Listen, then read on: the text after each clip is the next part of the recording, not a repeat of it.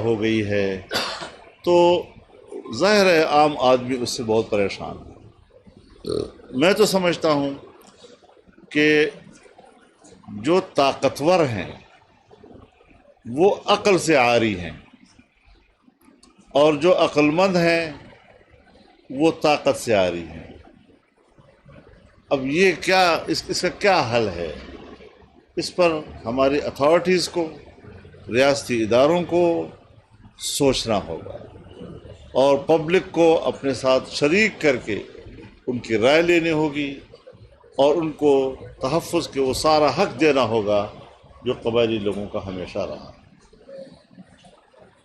میرا تعلق چونکہ جنوبی اضلاع کے ساتھ ہے، اور میں وہاں کی صورتحال کا براہ راست یعنی مشاہدہ کرتا ہوں۔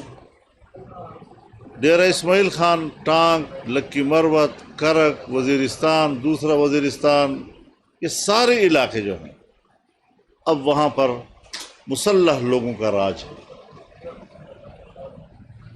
مقامی انتظامیہ ہو، پولیس ہو، اپنے آپ کو بے بس محسوس کر رہے ہیں۔ تو اس حوالے سے بھی جو وہاں پر عثمانزئی قبیلے کا دھرنا ہے، ان کی بھی اپنے علاقے میں اپنے تحفظ کے حوالے سے، یعنی ایک ہے حقوق کا تحفظ، ایک ہے جان کا تحفظ۔ ان کو اس وقت جان کی تحفظ کی پڑی ہوئی ہے، تو ان کو جان کا تحفظ بھی چاہیے، اور ان کو حقوق کا تحفظ بھی چاہیے۔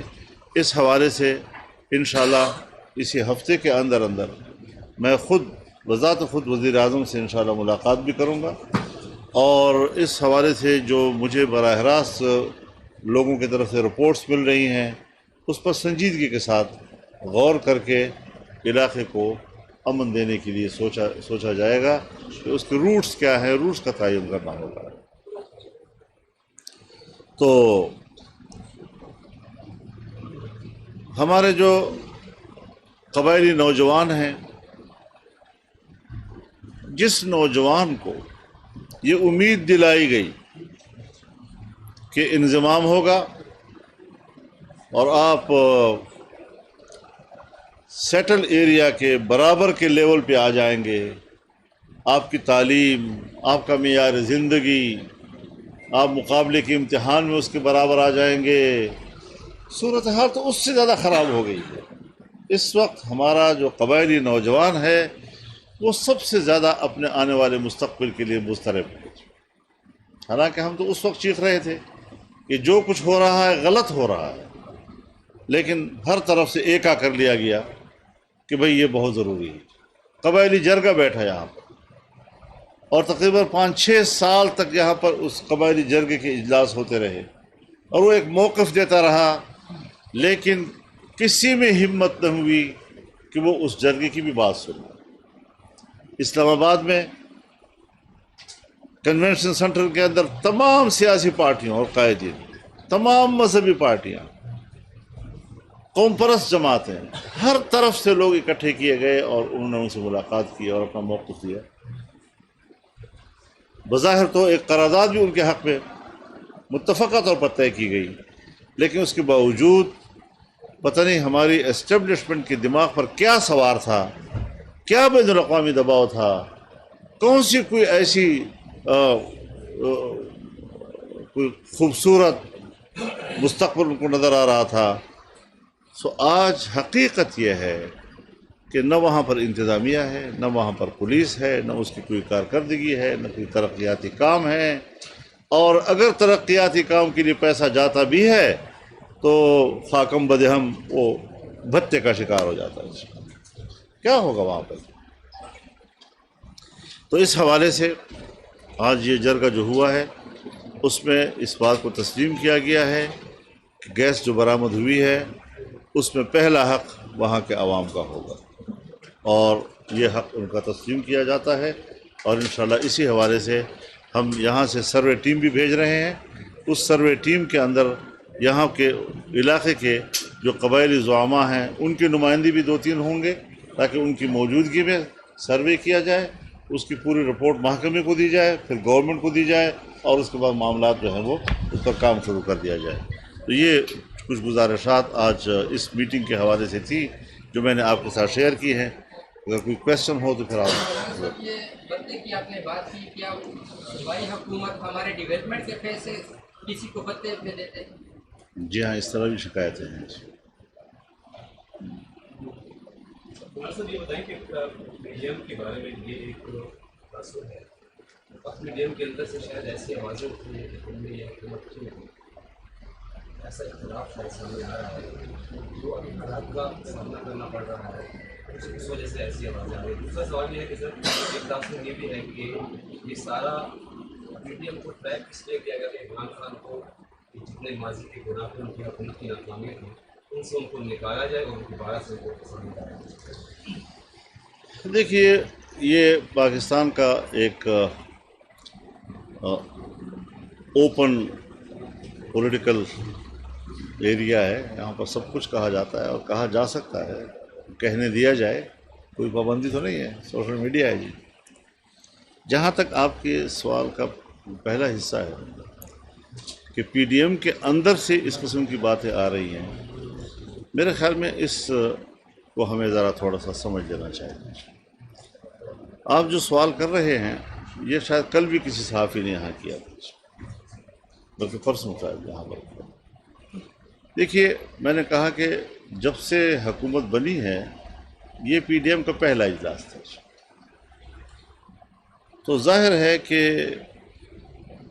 ایک رائے تھی حکومت میں آنے سے پہلے. سو ہماری رائے بھی واضح تھی کہ پارلیمنٹ کے اندر سے یا اسمبلیوں کے اندر سے تبدیلیاں نہ لائی جائیں، تحریک کے ذریعے اپنا عوامی پریشر بڑھایا جائے، اسمبلی کے اندر سے اپنی قوت باہر لا کر اور نئے انتخابات کے لیے حالات کا دباؤ بڑھایا جائے. ایک رائے تھی، ہماری بھی رائے تھی. اسی رائے کا ذکر 4 مہینے کے بعد جب پہلا اجلاس ہوا تو اس ابتدائی رائے کا تذکرہ میاں نواز شریف صاحب نے کر دیا. وہ کرنا کیا ہوا کہ آپ لوگوں نے ایک لخت اڑا دیا اس بات کو کہ اس میں تو اختلاف، کوئی اختلاف کی بات نہیں. بات یہ ہے کہ جب آخری فیصلہ ہو رہا تھا، جو میں اناؤنس کر رہا تھا، تو اس آخری الفاظ کو طے کرنے میں میاں نواز شریف صاحب زوم پر موجود تھے، اور ان کے اتفاق رائے سے وہ بیان تیار ہوا اور اس بیان کو ہم نے پبلک کے سامنے رکھا. تو اس میں کیا تھا؟ اس میں تو یہی تھا کہ حکومت ٹائم پورا کرے گی، الیکشن اپنے وقت پر ہوں گے. جب ایک چیز ایک دفعہ طے ہو جاتی ہے، اب کسی کی ایک رائے اگر ایک وقت ہے تو اس نے دوستوں کے لیے چھوڑ دی نا. تو مشورے کا تو یہ برکت ہوتی ہے نا کہ آپ کی ایک رائے ہے، آپ نے دیانتدارانہ طور پر وہ رائے پیش کر دی. اگر دوستوں نے اس سے اتفاق نہیں کیا تو پھر جو اکثریت کی رائے ہوتی ہے وہ قبول کی جاتی ہے. تو اس قسم کی چیزوں کو اختلاف کا نام دینا، اس قسم کی چیزوں کو یہ کہہ دینا کہ یہ تو ٹریپ ہو گئے ہیں، اس قسم کی چیزوں کو یہ کہہ دینا کہ جی وہ تو اس کا بیانیہ چونکہ تباہ ہو چکا تھا، دوبارہ اس کے بیانیے کو زندہ کرنا. بابا، یہ جو کچھ ہماری حکومت ہو رہا ہے یہ بھی اسی کے بیانیے کا نتیجہ ہے. کچھ تھوڑا سا ذرا اپنے عقل سے بھی کام لینا چاہیے. جس دلدل میں اس نے ہمیں پھنسایا ہے اس سے نکلنا آسان کام نہیں ہے. ایسے معاہدے کیے ہیں. میں آپ کو پی ٹی آئی کے لوگوں کے اور ذمہ دار لوگوں کے وہ انٹرویو دکھا سکتا ہوں، وہ تقریر دکھا سکتا ہوں کہ ہم نے تو ملک کو بیچ دیا ہے. ہم نے تو آئی ایم ایف کو اپنا ملک جو ہے وہ گروی رکھ کے دے دیا ہے، انگوٹھے لگا لیے ہیں ہم سے. یہ ساری باتیں ان کی ہیں اور ان کے آخری دنوں کی ہیں. اور میں یہ کہتا ہوں، یہ ان کی باتیں ہیں، میں یہ کہتا ہوں کہ اگر اس وقت ان سے حکومت نہ لی جاتی تو آج آپ کا ملک ٹکڑے ٹکڑے ہو جاتا. منصوبہ اس پہ چل رہا تھا. معاشی لحاظ سے آپ کی معیشت کے لیے ہم ایک نئی بنیادیں تلاش کر رہے تھے، پلرز تلاش کر رہے تھے کہ ہماری معیشت کے پلرز کیا ہونے چاہیے. پرانے پلرز تو امریکہ، ورلڈ بینک، وہ ساری چیزیں تھیں اور ابھی بھی ہیں، لیکن کیا آئندہ مستقبل کے لیے ہم نے اس کے لیے کوئی نئے پلر تلاش کرنے ہیں یا نہیں؟ اس کے لیے پہلا قدم جو ہمارا تھا وہ چائنا کی انویسٹمنٹ اور یہ سی پیک. سی پیک سڑک کا نام نہیں ہے، سی پیک ایک پیکج ہے. جس میں سڑک بھی ہے، جس میں ریلوے لائن بھی تھی، جس کے اندر پاور سیکٹر میں بڑھوتری، بجلی کی پیداوار میں اضافہ. پھر ظاہر ہے جب بجلی کی پیداوار میں اضافہ ہوگا اور یہاں صوبہ خیبر پختونخوا میں آپ کی جو ٹرانسمیشن لائن ہے، اس ٹرانسمیشن لائن میں صرف 1700 میگا واٹ بجلی اٹھانے کی طاقت ہے. تو اگر آپ کو نئے صنعتی علاقے قائم کرنے ہیں اور اس کے ساتھ جو اکنامک ہبس ہیں وہ آپ نے بنانے ہیں، تو اس کے لیے آپ کو بجلی اور گیس بھی چاہیے نا. تو گیس کا منصوبہ اس کے ساتھ تھا، بجلی کا منصوبہ اس کے ساتھ تھا، اور اگر 17,000 تک آپ نے لے جانا ہے بجلی کی کھپت کو تو آپ کو ٹرانسمیشن لائن بھی تبدیل کرنی ہوگی. تو جو نئے پلرز ہم بنا رہے تھے اس پلرز کو اس حکومت نے گرا دیا ہے.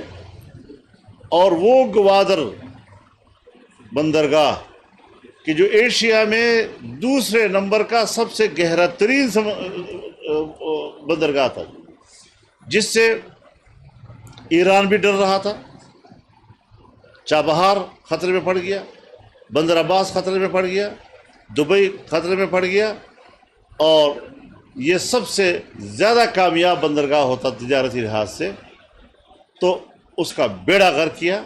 اور کل جو ابراج گروپ کے حوالے سے خبر آئی ہے کہ کتنا پیسہ دیا گیا، اس میں جو آپ کے ابوظبی کے بادشاہوں نے پیسہ ڈالا ہے وہ اسی لیے ڈالا ہے کہ یہ ہر قیمت پر حکومت میں آئے، سی پیک کو ڈبوئے، اور آج وہ گہرا ترین سمندر اس وقت صرف 11 فٹ کا رہ گیا ہے، ریت نے آ کر اس کو بھر دیا ہے.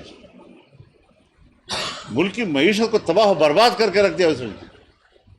تو ملک یہیں سے ٹوٹ گیا نا، سوویت یونین یہیں سے ٹوٹ گیا نا.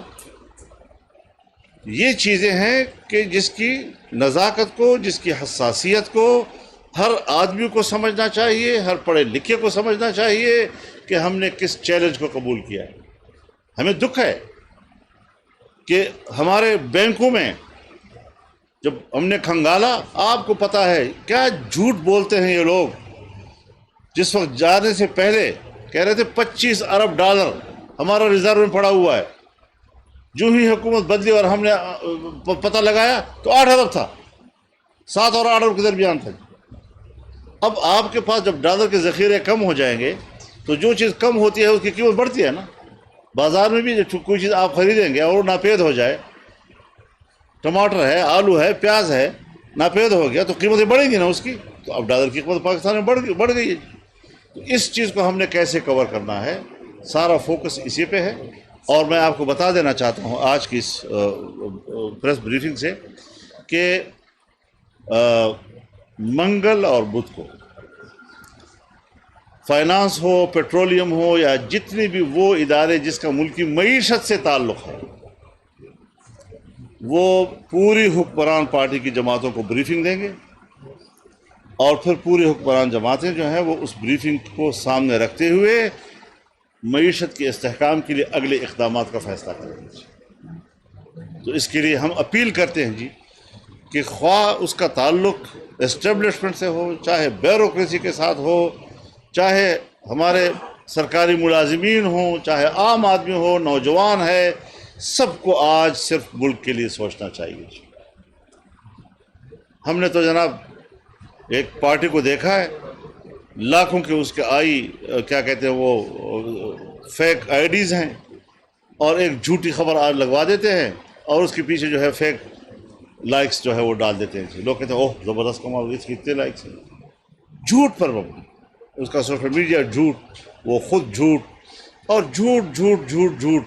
تو ہٹلر کیا کہتا تھا کہ یا تو جھوٹ اتنا بڑا بولو کہ لوگوں کو یقین ہو کہ اتنا بڑا جھوٹ تو نہیں بولا جا سکتا، یا وہ جھوٹ اتنے تکرار کے ساتھ بولو کہ لوگ سمجھے کہ یار یہ بار بار ایک بات کر رہا ہے تو ظاہر کچھ تو ہوگا.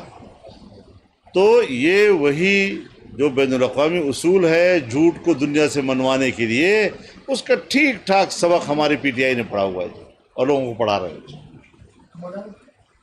مولانا صاحب یہ جن منصوبوں کا آپ ذکر کر رہے ہیں یہ تو اس طرح لگ رہا ہے کہ آپ ابھی حکومت میں آئے ہیں اور آپ کو کم از کم 5 سے زائد سال کی ضرورت ہے. آپ کے پاس مختصر دورانیہ ہے اور اس دورانیے میں جو بظاہر صورتحال ہے وہ تو گرگو ہے. تو آپ کے پاس مطلب کہ آپ نہیں سمجھتے کہ پی ڈی ایم جو ہے وہ بند گلی میں پھنس گئی ہے؟ معاشی حالت اتنے مختصر وقت میں سدھارنا جو ہے وہ ناممکن نظر آ رہا ہے. اور میری رائے یہ ہے سر پر آپ کے الیکشن میری رائے یہ ہے کہ ہم اس وقت سال سوا سال کے لیے بیٹھے ہوئے ہیں. ہمیں طویل المدت منصوبوں کی بجائے قلیل المدت منصوبے جو ہے سامنے رکھنے چاہیے جس سے عام آدمی کا روزمرہ کا معاملہ وابستہ ہوتا ہے. تو کچھ چیزیں ایسی ہیں کہ ہمیں اگلی حکومت کا انتظار کرنا چاہیے اور پبلک کو یہ اعتماد کرنا چاہیے کہ جن لوگوں نے ہمارے ملک کی معیشت کو ڈبویا ہے دوبارہ ہمیں اس پر اعتماد کرنے کی ضرورت نہیں. میں تو اپنے ملک کے ان شہریوں ان جوانوں سے ہمدردی کے ساتھ کہنا چاہتا ہوں اور بڑے شرح صدر کے ساتھ کہنا چاہتا ہوں کہ پی ٹی آئی کو ووٹ دینا ملک کو تباہ کرنے میں حصہ دار بننا ہے اور اس کا کوئی دوسرا معنی نہیں ہو سکتا. تو کیوں لوگ نہ سمجھے جی. اور ظاہر ہے کہ ملک کو پٹری پہ ڈالنا پھر اس کو آگے ترقی کی طرف لے جانا تو بہت ہم وقت ضائع کر چکے ہیں اور ہمیں اس حوالے سے آنے والے مستقبل میں ایک اچھے انتخابی نتائج کا انتظار کرنا ہوگا. مولانا صاحب یہ بتائیں کہ ایک عام تاثر پایا جاتا ہے کہ پیپلز پارٹی اور جے یو آئی نے مل کر نون لیگ کو بہت زیادہ مشکلات سے دوچار کیا ہوا ہے کیونکہ جو اہم ذمہ داریاں ان کے کندھوں پر رکھ دی گئی ہے تو نہ وہ حکومت چھوڑ سکتے اور نہ چلا سکتے. تو اس کے بارے میں آپ کیا کہتے ہیں؟ دیکھیے اب کوئی تاثر قائم کرنا کوئی تبصرہ کر لینا کسی بھی مجلس میں بیٹھ کر کوئی بات اس پر تو کوئی پابندی نہیں ہے جی. لیکن ایسی صورتحال نہیں ہے تبصروں کا آزادی ہے لوگ ہر قسم کی باتیں کرتے ہیں. کچھ الیکشن کمیشن نے کچھ ممبران کی چھوٹی سی کیا سمجھتے ہیں اس پر جنرل الیکشن ہونی چاہیے یا اس کے لیے آپ کیا رائے بتاتے ہیں؟ تو ظاہر ہے کہ جو اسپیکر نے جن کے استعفے منظور کر لیے ہیں اور ان کا ریفرنس انہوں نے الیکشن کمیشن آف پاکستان کو بھیج دیا ہے اور انہوں نے ان کو ڈی سیٹ کر دیا ہے تو وہاں ضمنی الیکشن ہوگا. اور ضمنی الیکشن کے حوالے سے حکمران اتحاد نے اصولی طور پر یہ فیصلہ کر لیا ہے کہ 2018 کے الیکشن میں جو امیدوار جس پارٹی کا رنر اپ تھا یعنی دوسرے نمبر پر تھا وہی ہمارا متفقہ امیدوار ہو. تو اس پر بھی اتفاق ہو چکا ہے. مہربانی جی اور شکریہ جی.